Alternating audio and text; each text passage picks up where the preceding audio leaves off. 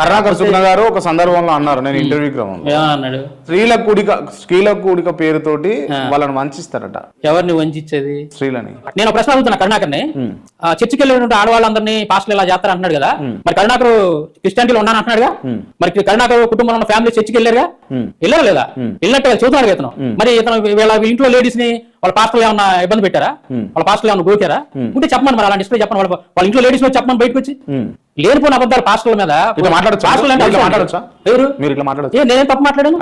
పేర్లు తీసుకొని మాట్లాడొచ్చా? ఏం పేర్లు తీసుకున్నాను? పేరు పెట్టి మాట్లాడుతున్నా. కరుణాకర్ సుగుణ. అవును, మరి అతను మీరే అన్నారు కదా, అతనే చెప్పాడు. నేను లాజికల్ గా అడుగుతున్నాను, ఆ సంఘటన సంబంధించి మీరు చెప్పినటువంటి మాట అండి. ఇప్పుడు చర్చికి వెళ్ళి ఆడవాళ్ళని పాస్టర్లు ఏదో చేస్తున్నారు అంటున్నాడు కదా, నువ్వు ఏ ఆధారంతో చదువుతున్నావు అంటే, ఇప్పుడు నువ్వు చర్చికి వెళ్ళిన గతాలని చదువుతున్నావు నువ్వు అంటే, మీ ఇంట్లో లేడీస్ కూడా వెళ్ళారు చర్చికి, మరి మీ ఇంట్లో లేడీస్ ఎవరైనా పాస్టర్లు ఏమైనా చేశారా?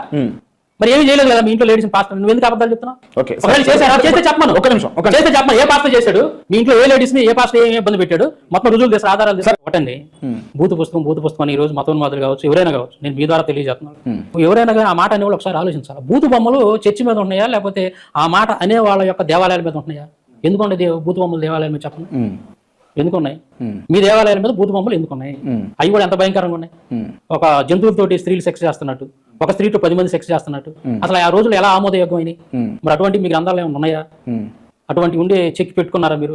కొన్ని సంఘటనలు ఉన్నాయి, నేను చెప్తే అది మీరు చదివితే చాలా భయంకరంగా ఉంటుంది, మీరు కూడా చదవలేదు. చెప్పండి చెప్తాను.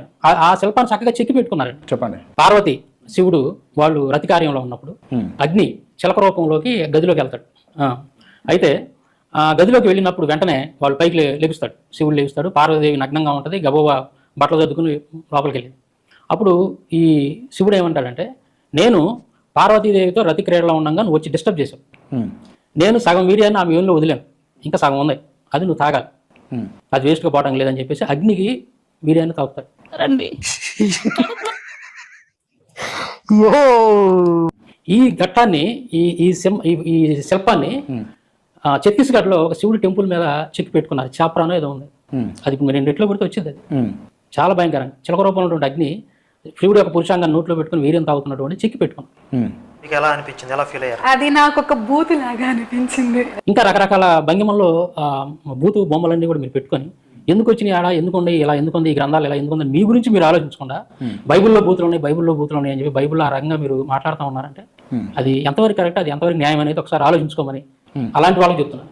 అందరు కాదు, అందరు ఐదో సహోదరులు కాదు, ఐదో సహోదరులు చాలా మంచోళ్ళు, ఐదో సహోదరులు చాలా మంచోళ్ళు, వాళ్ళలో కొంత % మాత్రమే ఉన్నారు ఇలాగా మత విద్వేషాలు రెచ్చగొట్టేవాళ్ళు.